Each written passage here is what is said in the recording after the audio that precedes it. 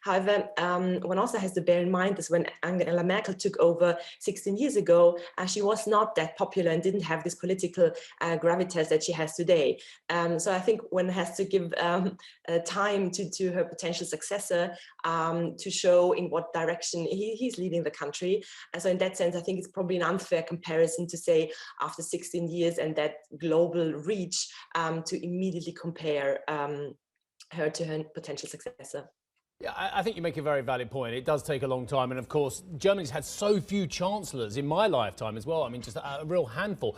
But in terms of Germany's relationship with the EU as well, of course, Germany has benefited in so many ways, of course, of being able to export to the group, having a lower currency for its international exporters as well. But is the EU actually still working for Germany at the moment? Quite frankly, such an efficient and an amazing economy has been hamstrung by a woeful performance from the Commission as well. Is the relationship between the EU and Germany about to change?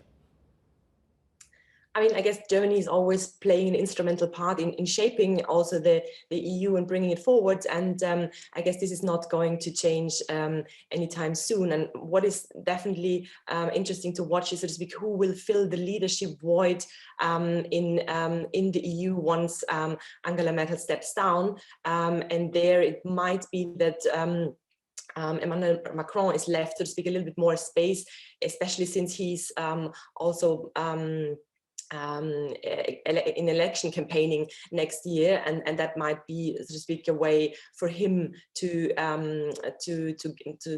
take more responsibility on the EU floor.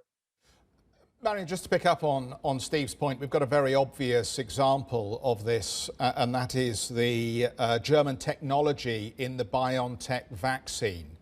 And there are concerns that have been raised about how difficult it has been for Germany to exploit its IP leadership in this particular situation.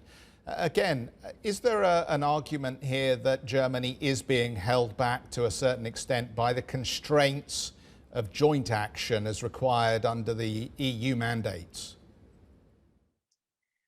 I guess, yes, many would say that this has been kind of a man on the moon moment for Germany with the BioNTech vaccine, and shows, so to speak, the innovation capacity that also in the pharmaceutical sector is there.